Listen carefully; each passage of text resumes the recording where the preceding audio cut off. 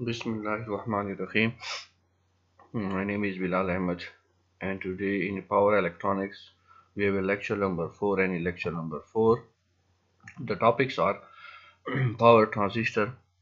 हम power transistor के बारे में पढ़ेंगे कि पावर ट्रांजिस्टर क्या होती है, एप्लीकेशन ऑफ पावर ट्रांजिस्टर की application, classification of power transistor की जो है क्लासिफिकेशन,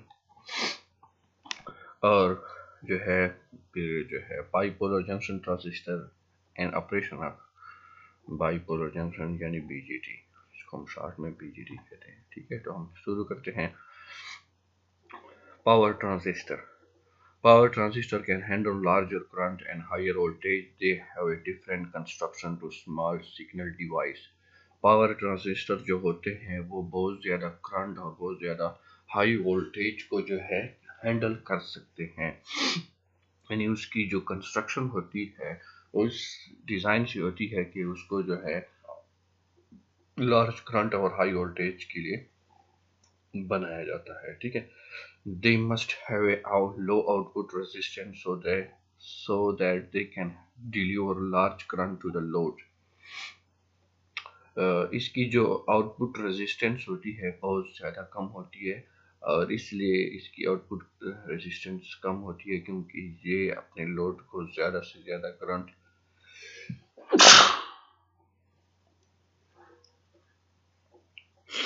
डिलीवर कर सकती है। सॉरी,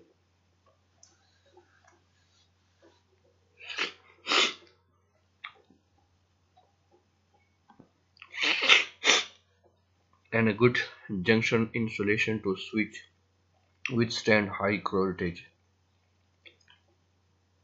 और इसकी जो जंक्शन होती है, यानी इसकी जो जंक्शन होती है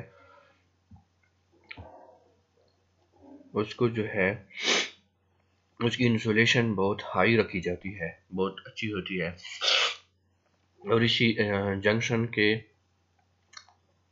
इंसुलेशन ज़्यादा होने की वजह से ये वोल्टेज को विथस्टैंड यानी उसको बर्दाश्त कर सकते हैं। ठीक है, they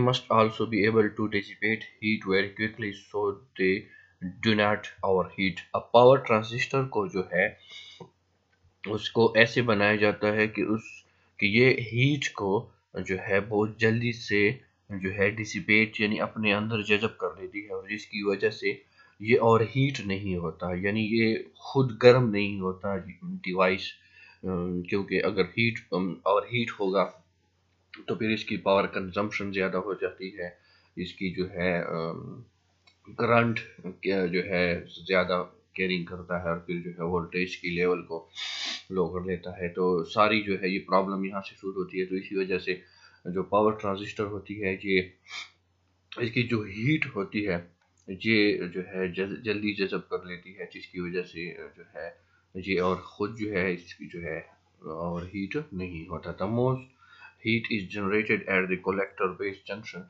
सबसे ज़्यादा जो हीट होती है वो कलेक्टर और बेस के दरमियान में जो जंक्शन होती है, कलेक्टर और बेस, क्योंकि पावर ट्रांजिस्टर जो होती है उसके 3 टर्मिनल होते हैं, कलेक्टर, बेस और एमीटर। अब जो कलेक्टर और बेस के दरमियान में जो जंक्शन बनी हुई है, क्योंकि यहाँ पे 2 जंक्शन होते हैं, कलेक्टर बेस के दरमियान होती है और एक बेस और एमीटर के दरमियान में होती है। ठीक है, अब जो है कलेक्टर और बेस के दरमियान में जो जंक्शन बनी हुई है वहाँ पे जो है हीट ज़्यादा जनरेट होती है, तो इस वजह से हम जो है कलेक्टर और बेस का जो जंक्शन है यहाँ पे जो है उसका एरिया जो है बहुत ज़्यादा रखते हैं ताकि ये और हीट ना हो। The main function of a transistor is to amplify the weak signal and regulate them accordingly. ठीक है, पावर ट्रांजिस्टर नॉर्मली जो ट्रांजिस्टर को हम यूज़ करते हैं वीक सिग्नल को एम्पलीफाई करते हैं और उसको रेगुलेट करते हैं जैसे ही हमें उसकी ज़रूरत होती है, जितनी हमें उसकी ज़रूरत होती है। ए transistor compromise of semiconductor materials like silicon और जर्मेनियम, सेम लाइक जिस तरह डायोड सिलिकॉन और जर्मेनियम से बने होते हैं, इसी तरह हमारे पावर ट्रांजिस्टर भी सिलिकॉन और जर्मेनियम से ही, सेमीकंडक्टर मटेरियल से ही बने होते हैं। Power transistor can handle more than 1 ampere of A collector current. Power transistor जो है कोलेक्टर भी जो है ये 1 एम्पियर से भी जो है ज़्यादा एम्पियर को हैंडल कर सकता है। 1 ampere is a lot of things.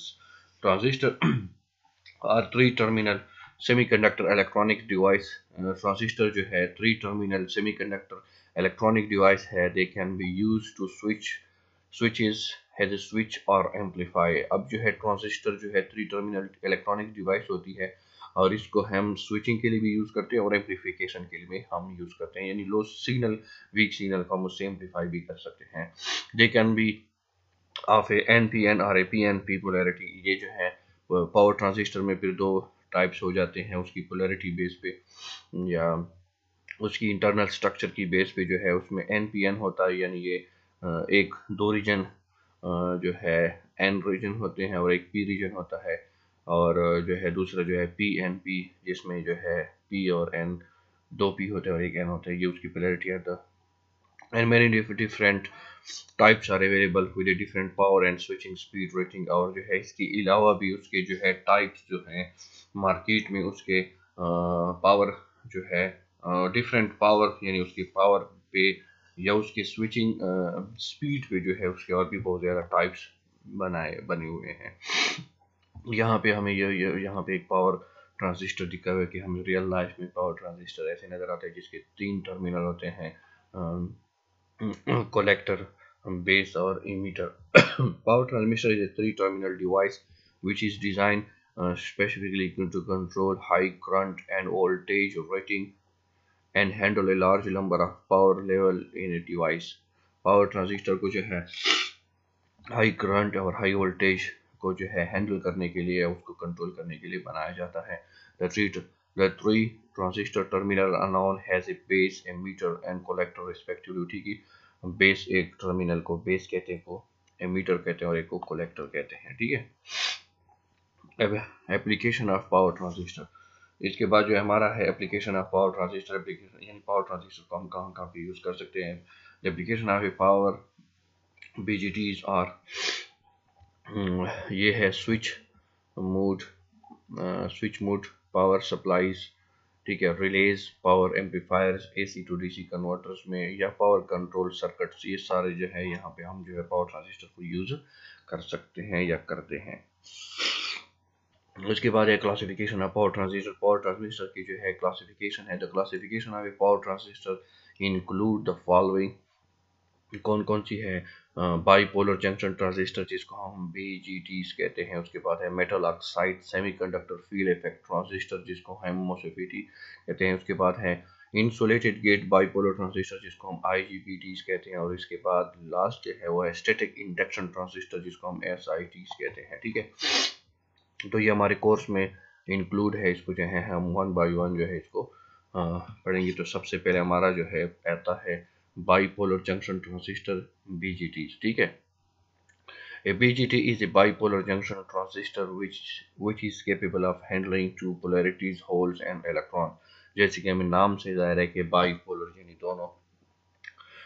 दोनों जो है उसकी पोलैरिटीज पे या उसके जो है ना होल्स और इलेक्ट्रॉन दोनों उसमें जो है उसमें होते हैं और उसको जो है हम उसको यूज कर सकते हैं। उसके है it can be used as a switch और एन एम्पलीफायर। हम इसको जो है ना स्विच और एम्पलीफायर और इसे known as a current control device, और इसको हम BGT को नॉर्मली हम कभी कभार करंट कंट्रोल डिवाइस भी कहते हैं। The following are the characteristic of the power BGTs। और पावर BGTs के कुछ कैरेक्टरिस्टिक जो होते हैं, it has a large size so that maximum current can flow through it. इसकी साइज ज़्यादा होती है ताकि इसमें से ज़्यादा करंट फ्लो करे।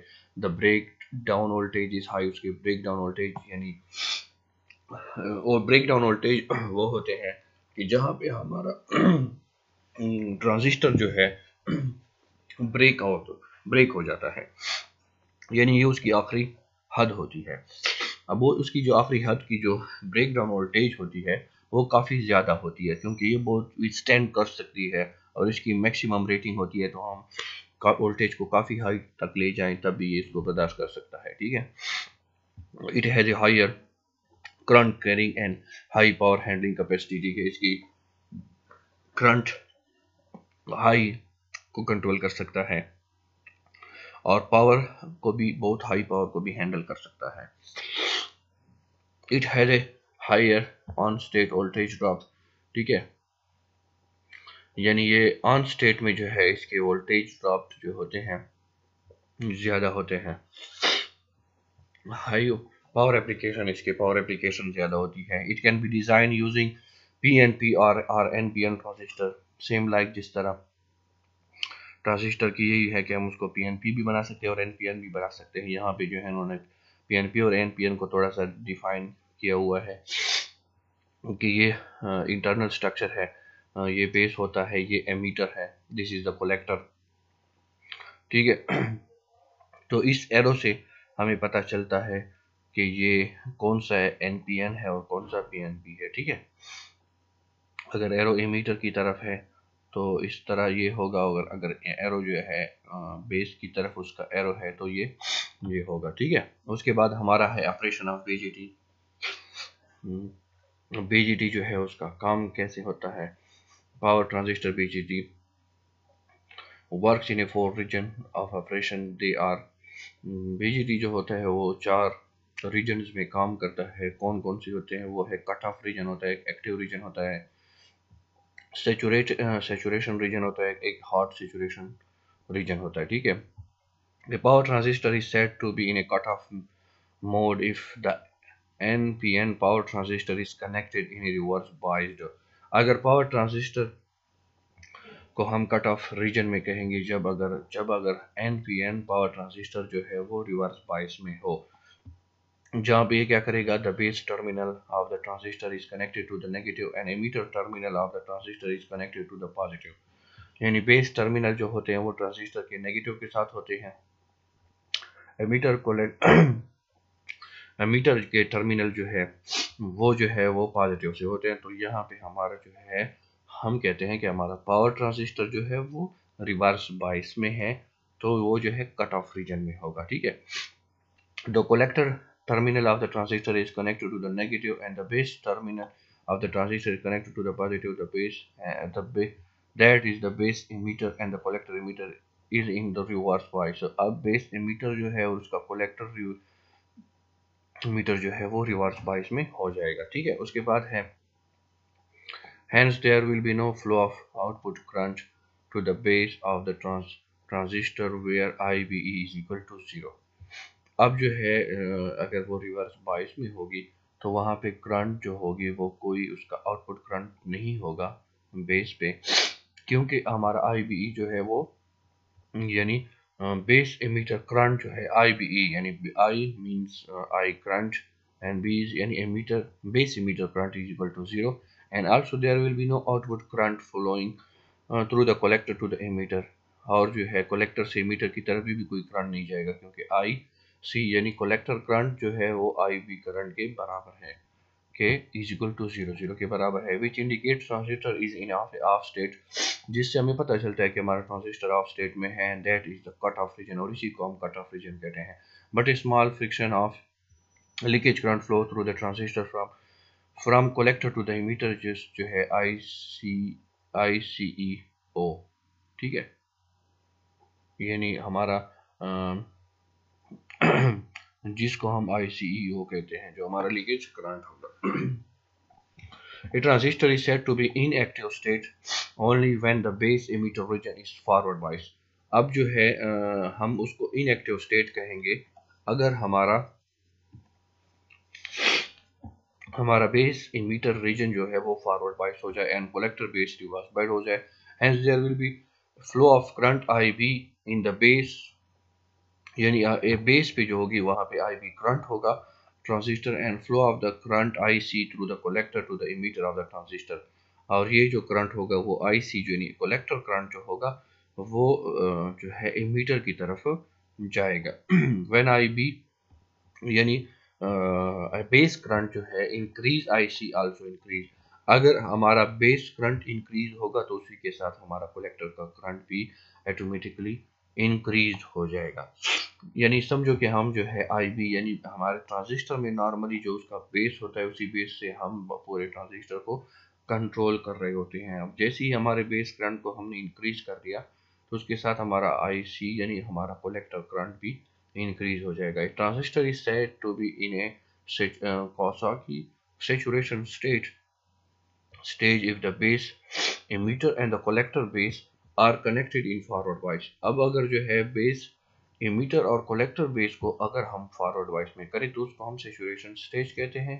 A transistor is said to be in a hot situation if a base emitter and a collector base are connected in a forward bias। और अगर हमने ट्रांजिस्टर को के बेस इमीटर और कलेक्टर बेस को यानी उसके बेस इमीटर को